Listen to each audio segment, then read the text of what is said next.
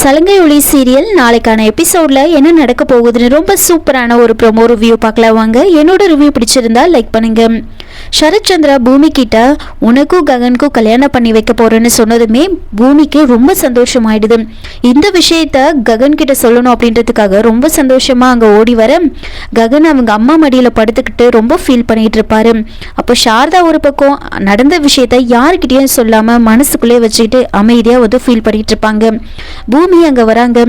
சாரதாவை கூப்பிட்டு ரொம்ப சந்தோஷமா என்னோட அப்பா எங்க 2 பேரோட கல்யாணத்துக்கு சம்மதிச்சிட்டாரு அப்படின்னு சொன்னதுமே பூரணி சாரதா அப்படின்னு எல்லாருக்குமே ரொம்ப சந்தோஷம். ஆனாலும் சாரதா கொஞ்சம் சோகமாவே இருப்பாங்க. அப்போ பூமி வந்துட்டு நான் இவ்வளோ சந்தோஷமான விஷயத்த சொல்றேன், ஆனா நீங்க ரொம்ப சாதாரணமா இருக்கீங்களே அப்படின்னு கேட்குறாங்க. இன்னைக்கே நிச்சயதார்த்தத்தை வச்சுக்கலான்னு சொல்லிட்டாங்க, நீங்க சீக்கிரம் கிளம்பி எங்க வீட்டுக்கு வாங்க அப்படின்னு சொல்ல அப்போ ககனுக்கு பயங்கரமா கோபம் வருது. யாரும் எங்கேயும் வர மாட்டாங்க அப்படின்னு சொல்றாங்க. நீயும் இங்க இருந்து போகலாம், நீ சொன்னா வான்னு சொன்னா வரத்துக்கும் போன்னு சொன்னா போறதுக்கும் நான் ஒன்றும் பொம்மை கிடையாது, வாங்கிட்டா பணத்தை கொடுத்து வாங்கிட்டு வேண்டானா திரும்பவும் தூக்கி போடுறதுக்கு யாரும் வரமாட்டோம் அப்படின்னு சொல்லிட்டு ககன் அங்கிருந்து ரொம்ப கோவமா போயிடுறாங்க. அப்போ வந்துட்டு பூமி என்ன பண்றாங்கன்னா ககன் கிட்ட பேசுறதுக்காக போறாங்க. ககன் ரொம்ப கோவமா நின்றுட்டு இருப்பாங்க. உள்ள போயிட்டு ககனை வந்து கூப்பிடுறாங்க. ககன் அப்படியே கண்ட்ரோல் பண்ணிக்கிட்டு ரொம்ப கோவமா நின்றுட்டு இருக்காங்க. அப்போ எதுக்காக திரும்பவும் வந்திருக்க, திரும்பவும் என்ன பேசி என்ன ஏமாத்தலாம்னு நினைக்கிற அப்படின்னு சொல்ல அப்போ பூமி வந்துட்டு நான் உங்களை ஏமாத்தணும்னு நினைக்கல, நேத்து நீங்க வந்தப்போ உங்களை வர சொல்லிட்டு உங்க கூட வராம போனது என்னோட தப்பு தான், என்னை மன்னிச்சிருங்க, அதுக்காக என்னை அடிக்க கூட அடிச்சிருங்க, ஆனா பேசாம மட்டும் இருக்காதீங்க அப்படின்னு சொல்லிட்டு பூமி சொல்றாங்க. அதுக்கப்புறமா எதுக்காக நேத்து அப்படி பண்ண அப்படின்னு வந்து ரொம்ப கோவமா ககன் கேட்க அப்பதான் பூமி வந்து சொல்றாங்க, உங்களுக்கு உங்க அம்மா எவ்வளவு முக்கியம், உங்க அம்மாக்கு ஏதாவது ஒண்ணுனா நீங்க அமைதியா விட்டுட்டு வந்திருப்பீங்களா அப்படின்னு கேக்குறாங்க.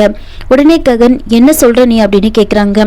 ஆமா, நேத்து நான் ட்ரெஸ் எல்லாம் பேக் பண்ணிட்டேன், உங்க கூட வரலாம் தான் எல்லாமே ரெடி பண்ணிட்டு இருந்தேன். அப்போதான் போலீஸ் ஸ்டேஷன்ல இருந்து எனக்கு ஒரு கால் வந்துச்சு, அந்த கில்லர் இறந்து போயிட்டதா எனக்கு இன்ஃபர்மேஷன் வந்துச்சு, நயனி மேடம் யாரோ இதை பிளான் பண்ணி தான் பண்ணியிருக்காங்க, உங்க அப்பாவை நீ பத்திரமா பார்த்துக்கணும் அப்படின்னு என்கிட்ட சொன்னாங்க.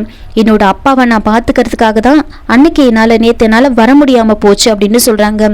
உடனே ககன் இதையே முன்னாடியே நீ என்கிட்ட சொல்லல அப்படின்னு கேட்க அப்போ எனக்கு என்ன பண்றதுன்னு தெரியல, அதனால தான் நான் இப்படி பண்ணிட்டேன், தயவு செஞ்சு என்னை மன்னிச்சிருங்க அப்படின்னு சொல்ல உடனே ககன் வந்துட்டு நீ அவ்வளோ மோசக்காரி கிடையாதுன்னு எனக்கு நல்லாவே தெரியும், ஆனா உங்க அப்பா இப்படி திடீர்னு கல்யாணத்துக்கு ஒத்துக்கிறாருன்னா அதுல எனக்கு ஏதோ சந்தேகம் இருக்கு அப்படின்னு சொல்றாங்க.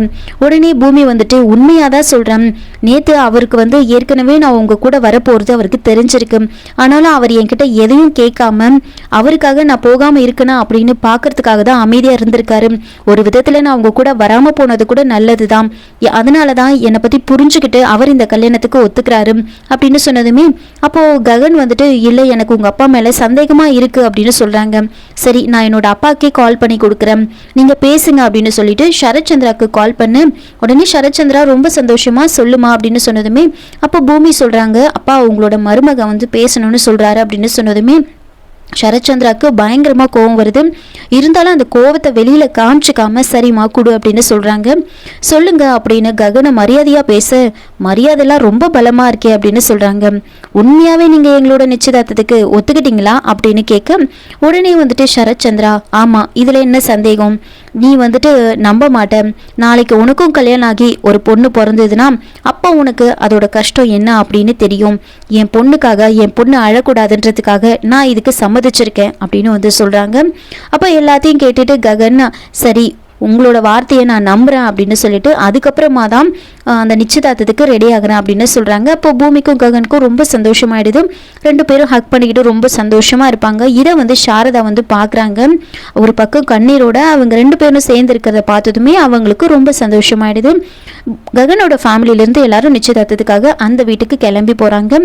இன்னொரு பக்கம் வந்துட்டு நக்ஷத்ரா என்ன பண்ணுறாங்கன்னா இப்படியெல்லாம் நடக்கிறத பார்த்து ரொம்பவே வந்து நக்ஷத்ரா வந்து டென்ஷன் ஆகிடுவாங்க. இப்படி கல்யாணம் நடக்க போகுதே, அப்போ மாமா எனக்கு கிடைக்க மாட்டார் அப்படின்னு சொல்லி பயங்கரமாக வந்துட்டு கோவப்படுறாங்க அபூர்வாக்கிட்டையும் அவங்க சித்திக்கிட்டையும். அப்போ அபூர்வா வந்துட்டு நக்ஷத்ரா கிட்ட வந்து சொல்கிறாங்க, கண்டிப்பாக அப்படிலாம் எதுவும் நடக்க விட மாட்டேன், உன்னையும் ககனையும் சேர்த்து வைக்கிறேன் அப்படின்னு சொல்லி நக்ஷத்ராவுக்கு வந்து ப்ராமிஸ் பண்ணுறாங்க. இதனால நக்ஷத்ரா ஒரு பக்கம் கொஞ்சம் அமைதியாக இருப்பாங்க, ஒரு பக்கம் நிச்சயதார்த்தத்துக்காக பூமி வந்து ரெடி ஆகிட்டு இருப்பாங்க. அப்போது அபூர்வா என்ன பண்ணுறாங்கன்னா ட்ரெஸ் எல்லாம் எல்லாம் வந்து எடுத்துகிட்டு வருவாங்க. நகை எல்லாம் வந்து எடுத்துகிட்டு வராங்க. சோபா சந்திராவோட நகை எல்லாம் எடுத்துகிட்டு வராங்க.